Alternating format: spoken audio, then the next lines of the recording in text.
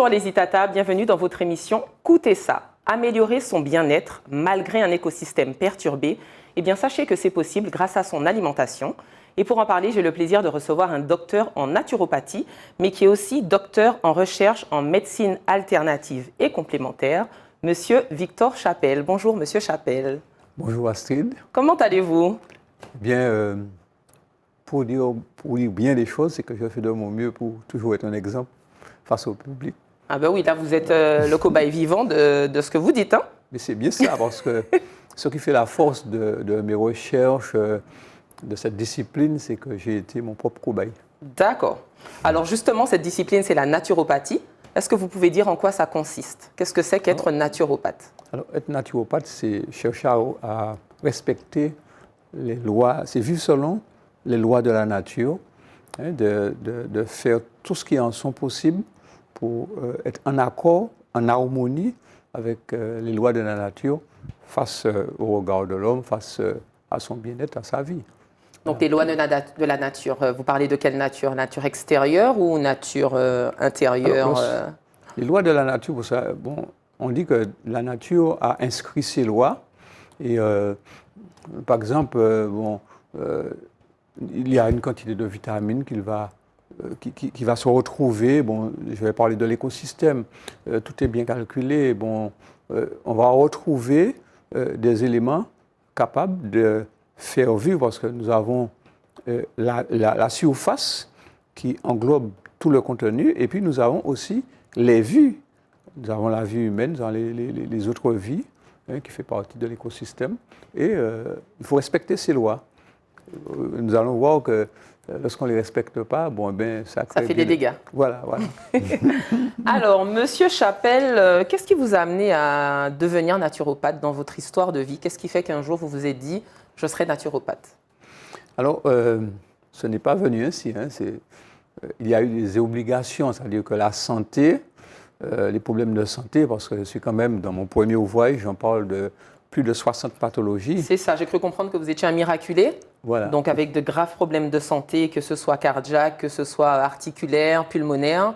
Okay. Qu'est-ce qui s'est passé pour que vous puissiez être là aujourd'hui avec nous? Alors, il faut bien reconnaître que les parents ont fait tout ce qu'ils pouvaient, hein, pour m'aider, mais je crois que j'ai un corps qui n'accepte pas facilement tout ce qui est chimique, tout ce qui est médicamenteux. D'accord. Et j'étais pratiquement obligé de me plier de trouver à une alternative. Règle. Voilà, plier à la règle de la nature. Et puis j'ai quelqu'un qui m'a quand même orienté, parce que j'étais totalement dans les voies. Si je n'avais pas trouvé cet homme à cette époque-là, c'était un docteur en naturopathie aussi. D'accord. Eh bien, c'est quelqu'un qui vous soignait à l'époque? Non, il ne m'a pas soigné, il m'a enseigné le départ de la naturopathie. Okay. Après, j'ai suivi une école, etc. Mais au départ, j'étais totalement dans l'erreur. D'ailleurs, j'avais perdu beaucoup de poids. C'est pourquoi aujourd'hui, je suis plus à même d'expliquer les choses. Et à un moment, je ne savais même plus marcher. D'accord. Bon, mais tout ça se passe il y a près de 40 ans. Et là, bon, ben, après, petit à petit, parce que ce que j'enseigne aujourd'hui, qui donne des résultats rapides, j'ai pris des décennies avant de voir la lumière, comme on dit, à voir les solutions. Donc j'ai eu le temps de bien étudier. Et c'est ce qui m'a conduit à arriver, parce que j'ai écrit d'abord, parce que j'ai eu des personnes, j'ai eu M. Chandler, qui m'a, c'est un ami qui m'a encouragé à l'écriture. Et c'est ainsi que j'ai pu mettre par écrit, parce que c'est ce qu'il me disait, de mettre par écrit tout ce que je connais. Ce qui fait que, et à partir de mes écrits, j'ai été orienté vers les doctorats. J'ai été, comment dire, il y a un jury qui a étudié toute ma connaissance et qui a permis aujourd'hui que je me trouve à ce niveau, quoi. Alors c'est vrai que vous avez écrit, puisque vous êtes l'auteur de 4 ouvrages, dont 2 best-sellers, qui sont encore en vente en Martinique, donc Vivre en santé jusqu'à 120 ans sans être grabataire, et Une santé pleine d'énergie, ainsi qu'un manuel d'utilisation, et enfin le dernier en service encore, et Digérer mieux. Oui, alors ce livre porte son nom, Digérer mieux. D'ailleurs, je rentre plus dans des termes scientifiques, je parle des ions électriques. Je peux prendre des exemples. Par exemple, aujourd'hui, très souvent, j'entends dire que en fonction des choix, soit d'une centrifugeuse ou d'un extracteur, il y a des différences électriques. Eh bien, en faisant mes recherches et mes expériences, eh bien, je peux contredire un certain nombre de choses. Parce que il n'y a pas de fuite électrique lorsqu'on utilise une centrifugeuse.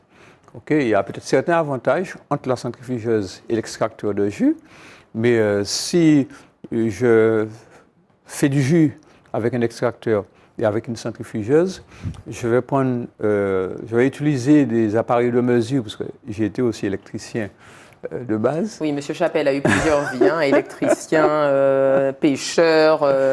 J'ai été électricien industriel, ce qui fait que j'ai une bonne connaissance de l'électricité. Avec les mesures que j'ai faites, je peux démontrer qu'il n'y a pas de changement à ce niveau, quel que soit l'appareil qu'on va utiliser. On aura certains avantages au niveau des pulpes, au niveau de la pulpe, au niveau du filtrage. Mais bon, c'est le même résultat que ça va donner, quoi. D'accord. Alors on dit que la santé est dans l'assiette, mais pas n'importe quelle assiette. Comment vous trouvez l'assiette des Antillais? Elle est comment aujourd'hui? Comme le but, c'est de montrer la différence entre l'écosystème qui est déréglé, etc. Il faut dire que manger aujourd'hui n'a rien à voir avec manger il y avait 50 ans. Bon, maintenant, je sais que on ne tient pas tellement compte jusqu'à ce jour, mais on commence à voir les résultats qui donnent aux personnes à réfléchir. Par exemple, manger... Vous trouvez nos assiettes trop riches? Ce n'est pas une question de richesse, mais c'est une question d'équilibre. D'accord. Équilibre dans l'assiette. Par exemple, on va manger des féculents avec beaucoup de liquide. Et manger des féculents riches en eau, en liquide, ça empêche aux enzymes de réagir convenablement et on fabrique beaucoup d'acidité. D'ailleurs, on le voit aujourd'hui, beaucoup de problèmes de circulation. Oui, de digestion aussi. Oui, les problèmes digestifs, ne parlons pas, parce que là, c'est un problème enzymatique.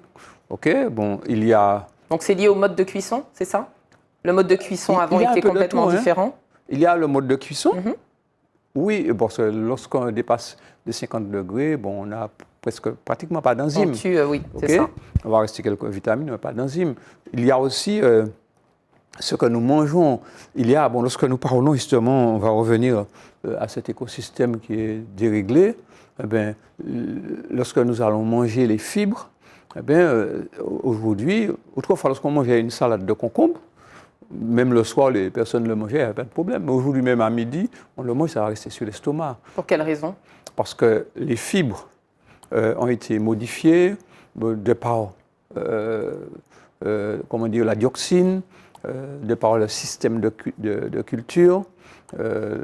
On a les graines qui ont été modifiées. Mais comment on peut agir sur ça, justement? Parce qu'imaginons qu'on ait envie de manger bien et donc de planter chez soi. Comment on fait pour savoir que la graine qu'on va prendre n'est pas modifiée génétiquement ou Alors là, le but de cette journée, c'est justement, de ce moment, c'est justement de montrer que malgré ça, il faut quand même avoir de l'espoir. Mais il faut connaître des principes de base. Je peux donner juste une idée. Oui. Mais on va entrer dans d'autres systèmes encore. C'est-à-dire que si les fibres sont trop dures pour l'estomac, parce que pour digérer les fibres, il faut avoir les ferments pour la digestion des fibres. Lorsqu'on ne l'a pas, lorsqu'on le mange, on a des brûlures d'estomac, on a des ballonnements, on a des gaz. Et tout ça tient compte de nos aliments qui ont été soit modifiés depuis la graine. Ce n'est pas compliqué. Vous allez planter, je ne sais pas moi, il y a des pois qu'on va planter, ça va faire la gousse, mais on n'aura pas les graines. Mais de même que ça peut faire les graines, et puis ne plus être capable de regermer. Or, il y a un point qui a été vraiment mon point fort dans la recherche, c'est au niveau des graines. Parce qu'autrefois, les graines germaient. Aujourd'hui, la plupart des graines ne germent plus. Et puis avant, moi je me souviens de ma grand-mère, elle mangeait des graines. Je la revois en train de griller, par exemple, je crois que c'était des noyaux de quénette quand j'étais jeune, et qui l'ouvrait. D'accord, ok. Mais ça ne se fait plus maintenant, je ne vois plus. Mais non, on a mis ça de côté. Mais est-ce que c'était bon ce qu'elle faisait? Est-ce que c'était... les graines d'avocat, les graines de quénette, alors les graines de pommes d'eau, il y a beaucoup de graines. Pommes d'eau aussi, d'accord. On faisait griller, on le faisait inconsciemment. mais c'était une alimentation riche en protéines. Aujourd'hui, nous avons des faiblesses au niveau de nos capacités intellectuelles avec l'âge. Pourquoi? Parce que justement, nous pensons avoir une alimentation riche en protéines, mais c'est très faux. Parce qu'autrefois, non seulement il y avait les graines ce sont les plus riches en protéines, non seulement on avait cela, mais on avait le système de mastication. Parce que lorsqu'on mastique, oui, parce qu'il ne suffit pas d'avoir une belle assiette. Il y a aussi tout le processus avant la digestion, notamment la salivation, qui a un rôle important. Et on a tendance à manger vite, on avale notre nourriture parce qu'on n'a pas le temps. Donc comment on pourrait revenir à quelque chose de plus conscient, de plus lent? Et là que c'est fort, c'est selon mes études, aujourd'hui, les personnes qui ont l'estomac évasé, ont des difficultés. Mais avec les graines, on peut permettre à l'estomac de se resserrer. Avec les graines, on aura une quantité de protéines qui va nourrir le cerveau, qui va permettre d'avoir plus de mémoire. Ce serait important donc de rajouter des graines à notre assiette? Mais si, parce que c'est la meilleure façon de saliver, parce que pour bien saliver, il ne faut pas qu'il y ait de l'eau, il faut que ça soit sec. Est-ce que vous pouvez donner un exemple de graines qu'on pourrait manger au quotidien? Par exemple, moi j'ai une technique, j'utilise des graines de tournesol pré-germées, qui est d'ailleurs très créative. Quelle autre graine on pourrait manger? Il y a ce que nous connaissons, les amandes. Il y a les graines de pistache qui est très protéinique. Donc ça, on peut le mettre dans notre assiette au ça doit faire quotidien. Partie. Ça doit faire partie de l'assiette. Ça doit, parce qu'il ne suffit pas de... Aujourd'hui, on a des problèmes avec les salades, parce que les légumes verts. Mais ça, on peut remplacer ça. Et c'est ça le but d'aujourd'hui, c'est de dire qu'on peut faire quelque chose. On peut le manger sous forme de jus, parce que le jus, c'est une salade sans fibres. Les jus de légumes, jus de carottes, jus de betterave, jus de salade. Et là, on se revitalise, parce qu'il y a ça, mais il y a aussi le problème de la terre qui s'est appauvrie, il n'y a pas de minéraux, il y a moins de vitamines, nos légumes verts ont perdu 60% de leurs nutriments, ce qui fait que sous forme de jus, on peut avoir plus de concentré de vitamines, mieux les digérer que si on a beaucoup de fibres. D'accord. Et ça, c'est surtout pour les personnes qui ont beaucoup de gaz, qui ont des ballonnements, et même après... En fin de digestion, ils vont boire de l'eau et ça va gonfler le ventre. Oui. Pour quelles raisons on consulterait un naturopathe?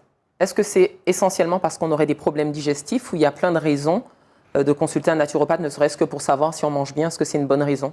Alors, le naturopathe est là pour apporter un complément parce qu'il ne prend pas le naturopathe. Il ne se substitue pas au médecin, on est d'accord. Il ne doit pas prendre la place du médecin. Ce qui fait que lui, connaissant la nature, je parle de ceux qui étudie la nature, il ne faudrait pas qu'il travaille comme un médecin, c'est-à-dire des remèdes, des ceci. Il est là pour étudier tout l'environnement, l'évolution de la personne, en fonction de son âge, en fonction de son évolution, et pour trouver un équilibre vitaminique.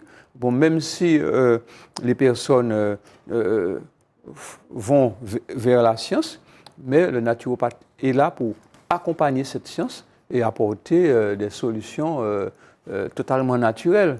Okay? D'accord, très bien.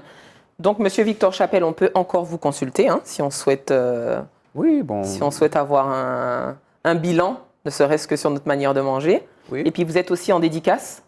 Donc, ce samedi 30, à partir de 9h30 à Cultura. Oui. Cultura Californie. À Californie, tout à fait. Mercredi 4 également à Cultura Californie et samedi 7 à Cultura Californie. On peut également trouver vos livres un petit peu partout. Donc, Lamentin Diète, Cultura, Eden Bio, la FNAC, Vie et Santé. Et est-ce qu'on peut trouver votre livre en Guadeloupe également? Parce que la Guadeloupe nous regarde aussi. Oui, mes livres sont en Guadeloupe. On peut les trouver à la Librairie Générale. On peut les trouver aussi à Destreland. D'accord. Oui, au Cultura de Destreland? Oui. D'accord, très bien. Très bien. On peut les trouver aussi sur le site. Sur le site internet, tout à fait. Vous avez un site internet qui est victor-chapelle.com voilà, et on peut aussi vous contacter par téléphone. Oui. Attention, votre téléphone va sonner à la fin de cette émission. Donc, c'est le 06 96 81 38 77. Oui, voilà. Ça marche. Merci beaucoup pour cet échange, Monsieur Chapelle. Merci aux Itata de nous avoir suivis. J'espère que cette émission vous a plu. N'hésitez pas à nous suivre sur les réseaux sociaux. Et puis quant à nous, on se dit à très bientôt pour un autre Coutez ça.